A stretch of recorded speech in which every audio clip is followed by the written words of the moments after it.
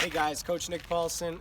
Today in this one we're going to be going over ground balls to our right side. So we just went over balls coming right at us that we got to get around, balls to our left that we're already around and it's taking us towards first base. Now we're going to be working on ground balls that are taking us away from first base. And that's obviously a lot tougher than balls that are taking us towards first base. So we're going to be working on the two types of reads that you can make on the right side. Really what it comes down to is as the ball is getting to my right side, the question I like to ask is, can I get around the ball? Meaning, can I get to the on the right side of the ball and put the ball on the left side of my body? And then the other option is, no, I can't get around it. I'm going to have to turn and field it on the backhand.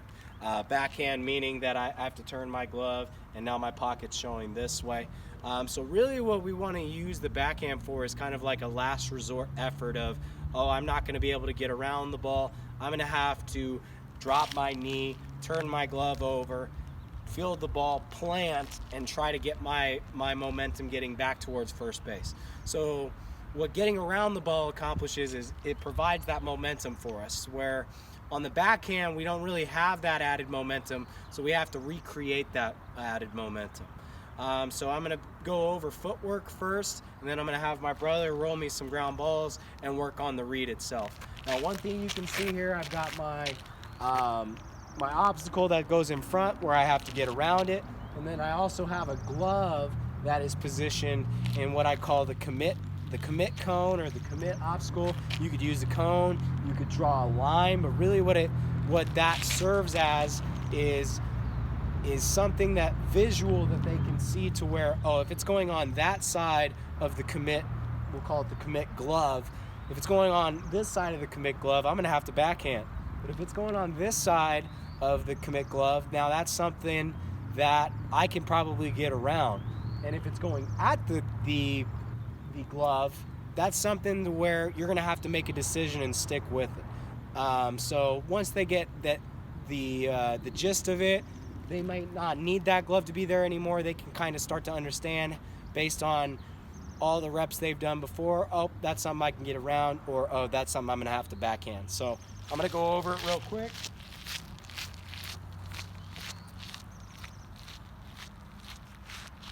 All right, so first things first, any ground ball that's in between my back here and the glove, that's something I'm going to be able to position myself and put the ball here so that I can get around and field it through. If not, if it's going to be on this side of the glove, I'm probably going to have to drop down. As you can see, I've got this knee up, this knee down.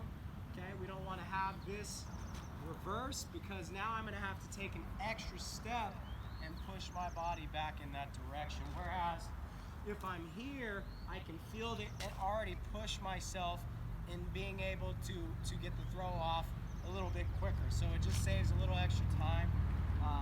So I'm going to have my brother give me one that I get around first, one that I have to backhand, and then the next three after that he's going to alternate and make me have to read it. Okay, so go ahead, Kyle.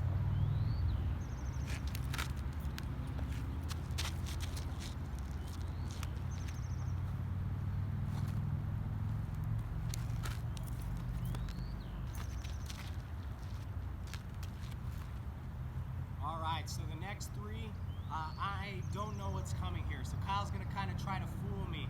And that's something you can kind of play around with your son, kind of turn it into a game where you're trying to almost throw him off and he can't guess, oh, it's going to go this way, it's going to go that way. Sometimes I like to throw in some head fakes.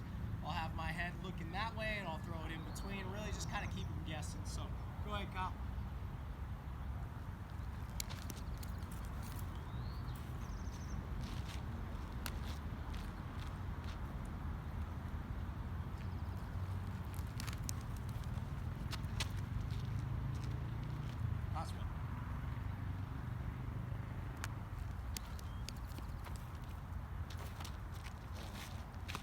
And that's pretty much it for ground balls going to our right.